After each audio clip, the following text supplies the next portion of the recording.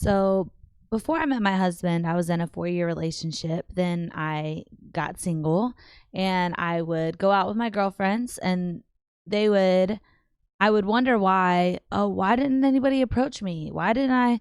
Well, you're in a group you're in a group at a place with ladies, and if I remember correctly, I remember them being very like, well, they better not approach you, this type of person, and this and that is intimidating. It's like, why would I even try? Like, what's the point of that? All while I very easily, if I saw somebody, I could have approached him. I could have done that. But if you're walking around, going to different places with this like, I'm with my girls type of thing, then of course dudes aren't gonna want to even get in that. Like, no, why would I do that? Be humiliated not only by the other girls, but possibly by the girl that I actually want to talk to as well. So yeah, this video really highlights the reason why why would they want to even try, So I really want to get into this with you guys, and normally I have a comments that I pull up, but I don't have it today. But thank you so much for answering my questions in the comments and just all your support and your stories, honestly, because yeah, it's helping push the agenda forward for what I'm trying to do here. And I love you all so much and I appreciate it. Let's get into it. After watching this, you'll understand why the dating market has completely collapsed. And most people think men stopped approaching women because they're weak, afraid, or lazy. And that's what women tell themselves to avoid the uncomfortable truth. But I'm going to show you what's actually happening. And once you see it, you can't unsee it. Men haven't stopped approaching because they lack courage. They stopped because they did a cost-benefit analysis, and the math doesn't work anymore. The risk is catastrophic, the reward is minimal, and the entire system is rigged against them from the start. You're not crazy for noticing this, you're just awake. Here's a simple test that proves my point. Go to any public space and watch interactions between men and women, and notice something. Men don't make eye contact, they don't smile, they don't initiate, they walk past attractive women like they're invisible. And this isn't accidental, it's strategic survival. Your grandfather could approach a woman at a coffee shop, get rejected politely, and move on with his day. But you try that today, you risk being filmed, posted online, called a creep, and having your life destroyed by lunch. The game changed, and smart men adapted by not playing. Let me break down what's happening in a man's brain when he considers approaching a woman today, because he's running a threat assessment that would make a Navy SEAL proud, and every variable screams danger. First, there's the immediate social risk where she could react with visible disgust, loud rejection, or public humiliation, and her friends will back her up regardless of how respectful you were. Every woman nearby will assume you're a predator, and you're guilty until proven innocent. And what is so wild about that statement there is the whole root of why we can't approach you all is because of that thing of being rejected. How crazy, how like one-sided is that where we're not going to do it because you're not going to humiliate me. Oh, but if you do it, I'm going to humiliate you. Like, how one-sided is that? And I love how he talked about how your grandfather, if approached, would kindly be rejected and then move on about his day. And so would the lady. But we have completely, we gain this hate for the opposite sex due to our own choices and traumas of being with people, that we can't just take the compliment. Wow, like, thank you so much for approaching me. I appreciate that. Because that feels good to any human. That feels nice. That is very, you feel like, wow, I got it, like everyone likes that feeling. Kindly, if you don't see anything initially, then kindly just say, thank you so much for that. But, I'm not very interested, and move on. Like it's just that simple, but we have to make it such a big thing. Like they were purposely trying to be hurtful or creepy or mean or something, but it's crazy. The only reason why we do that is to humiliate them because you're hurt by other dudes in the past that you chose, that you wanted to be with. That was your decision. So don't take that out on some guy that's just trying to honestly give you a compliment. Take that compliment, and be kind to him. You don't have to be mean about it. Like that's why we don't want to do it. We don't want to go and approach men because of that. Why can't we do it? Why can't, now we have to, because men are like, dude, no, I'm not going to get in trouble for this. Now, guess what? Now we have to. Now we have to be the ones that you may possibly be humiliated now, because we wouldn't just be nice about it when somebody approached us and was trying to show interest. Like now, oh, well, now the ball's in our court. Now we're going to have to get some rejections, ladies. Like that sucks, but that's what it is. Now it's on our court. So let's get back into it. There's no way to prove innocence. I watched a guy at a bar last weekend approach a woman respectfully, introduced himself, made small talk, and she wasn't interested, which is fine, but she didn't just say no, she said it loud enough for everyone to hear, made a face like he'd spit on her, then immediately told her friends he was creepy. He did nothing wrong, nothing that would have been considered inappropriate in any previous generation, but in 30 seconds his reputation in that venue was destroyed, and every woman in that bar now thinks he's a predator because one woman decided his interest was offensive. Then there's the digital risk that hangs over every interaction like a guillotine. 1 in 3 women will film interactions they don't like and post them online, and you don't even need to do anything wrong.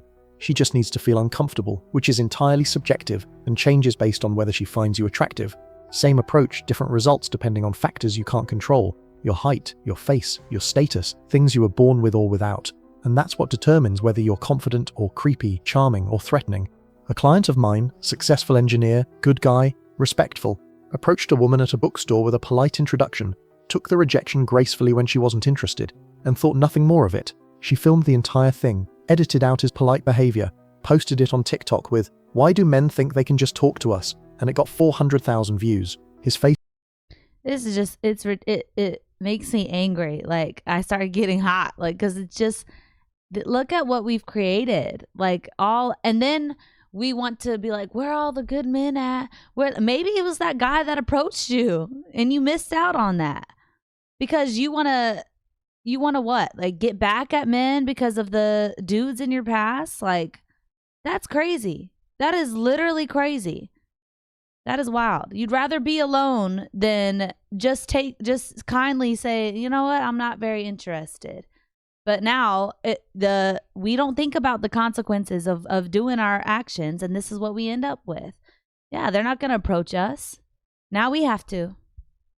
This was visible, completely clear. His co-worker saw it. People he did business with saw it. And HR called him in for a conversation about his behavior outside of work. He did absolutely nothing wrong, but his career was damaged, his reputation was questioned, and his life was complicated because one woman decided to weaponize a normal social interaction for internet clout. Let's talk about the actual math, because numbers don't lie, even when everyone else does.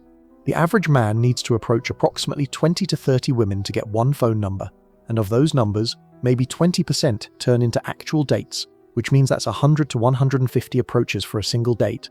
And this assumes you're average looking with decent social skills, not below average, not socially awkward, just normal. But here's where it gets brutal, where the reality becomes undeniable.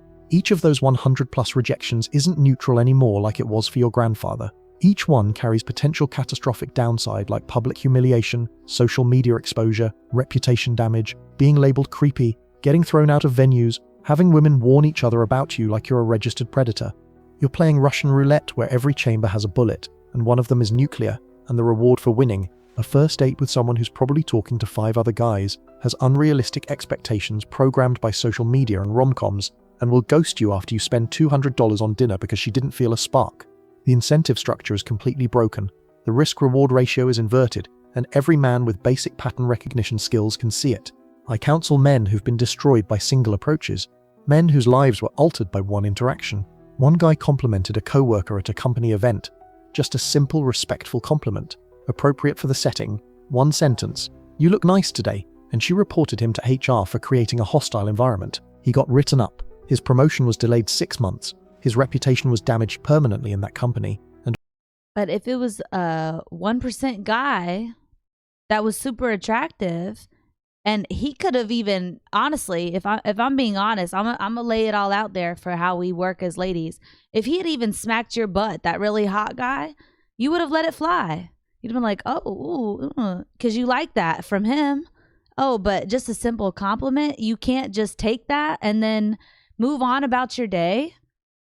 That's why we don't even, do you see why they don't even want us in the workplace? Like, that's crazy. What if he was really important for that particular company to keep it moving forward in order for our whole functioning society to work. And now he's taken down by some chick that just couldn't just take a freaking compliment. That's wild. But we don't think about the consequences of what we say and what we do and how we treat others. And we think that we are good. We think that we're better than men, that we're sweet, that we're kind. No, we're not. We're actually really mean.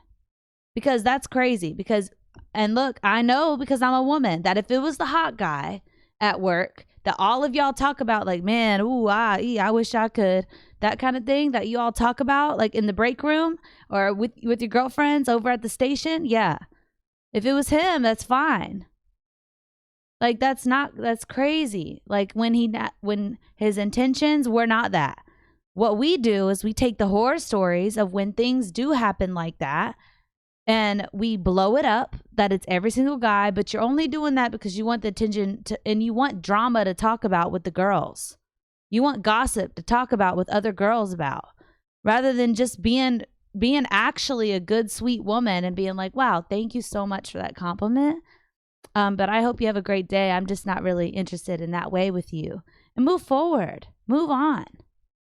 But you have to destroy another human's life.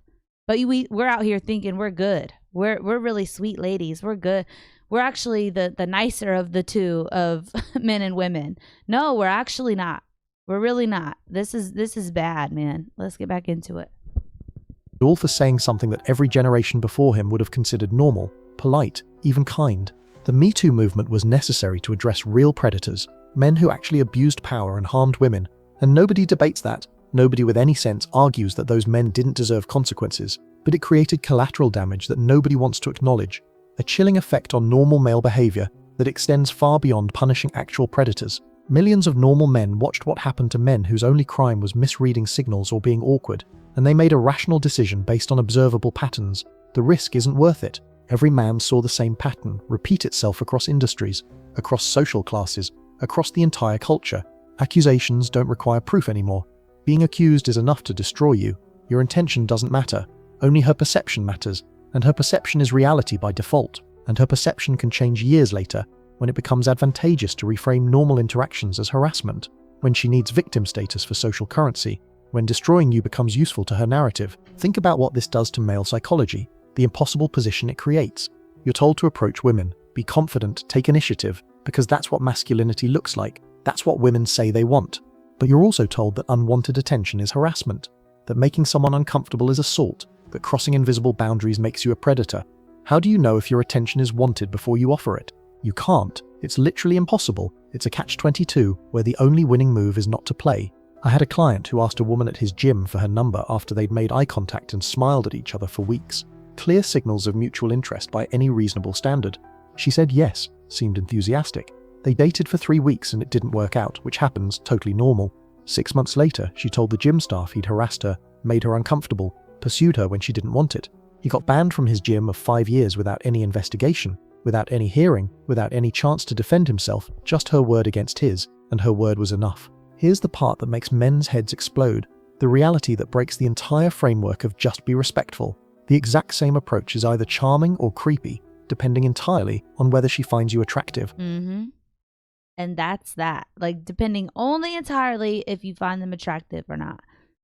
That if it's creepy or if it isn't. When you could just take the compliment and say kindly, no, thank you, and move on. Men can handle that. They are cool with it. They've done it for so long. Like, they are more than okay with that. I think that it's just so sad seeing that. Like, what do we expect from these men? Like, that's why it's almost, look, I'm a Christian woman and I don't ever want, just because somebody does you wrong, I don't want ever something bad to happen to somebody else. But like, genuinely, now that we're going to have to step up and have to be the ones asking these guys for their number and being rejected by it, like, I honestly want to see that. I want to see how we handle it, see how that goes, because I know how it is as a lady. That's gonna suck. And it's wild, but it's all because of us just simply not just simply just being okay with taking a compliment and not calling every single guy creepy. Like, it's so crazy that we've done that to ourselves. And gentlemen, I want to know of those of you that have gone in this dating crazy world, that this has happened to you, where you've approached a lady and what did she say? Like, I just want to see. And ladies, if any of you are in here, go look at these. Like, because what we do is we take the horror stories and we blow them up. Like, this is what reality is.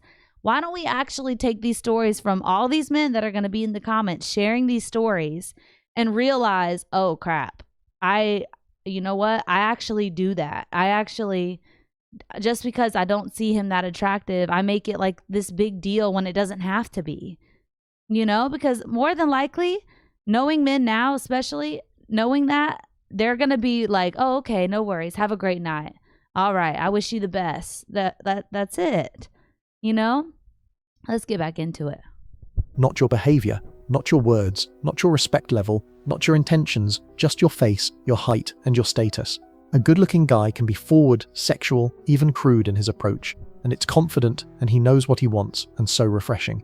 An average guy makes gentle small talk with perfect respect, and he's creepy and trying too hard, and why can't men just leave women alone? Same behavior, same words, same respectful tone, completely different outcomes based on factors you can't control, factors you were born with or without, genetic lottery results that determine whether you're allowed to participate in dating at all. You're being judged before you open your mouth, sentenced before the trial, and the verdict is based on whether your face meets her standards. Watch how women react to approaches from attractive men versus average men, and you'll see the pattern immediately.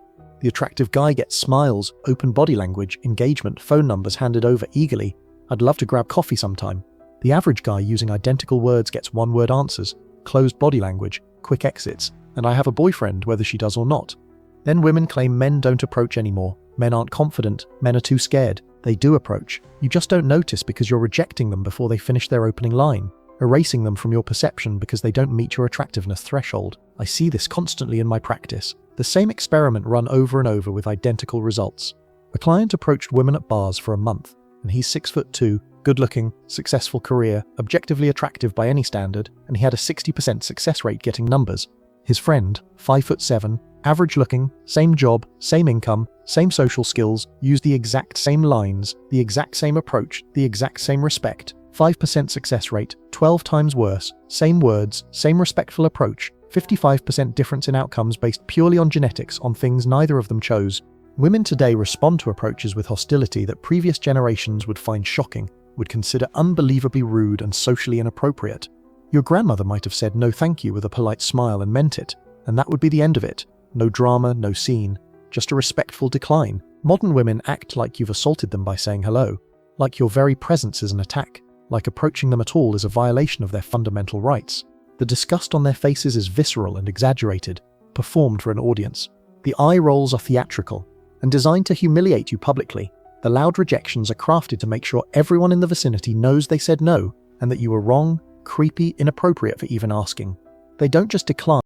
And thinking about it, what it really is, because just being honest, like if we actually knew where we stood at as ladies, for where we rate at on a scale, if we actually knew that for ourselves, we would actually give some of these guys at least a chance, at least a date, at least, you'd give them a little bit more. But what happens is that we will be in secret competition with other ladies trying to, who can get the best guy, who can get the hottest guy, dude, is that going to make you end up being a marriage and have kids?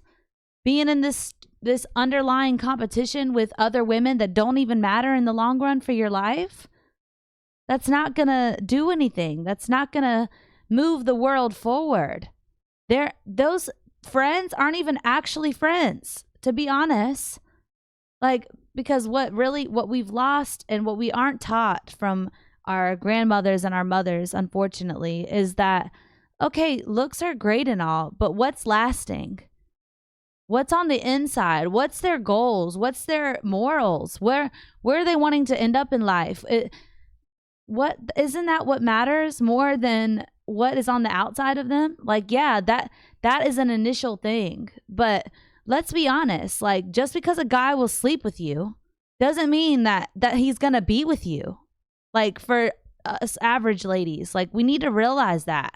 Like, just because the guy will sleep with you, that doesn't mean that he wants you like that, you know? And what we end up doing is we get into the world and we get with guys and we think that our looks are higher or that we're better than. Like, well, no, you need to bring yourself down a little bit and understand that, dude, there's a lot more to this life than just looks and on the outside. And I had to learn that. I had to recognize that within myself. Like, why am I so obsessed with the way I look on the outside? Like, so crazily to where I can't appreciate it when I'm in a relationship with a really nice guy, because I'm constantly in competition with every other woman on the outside when, dude, that's only for a limited time that what I look like is going to matter.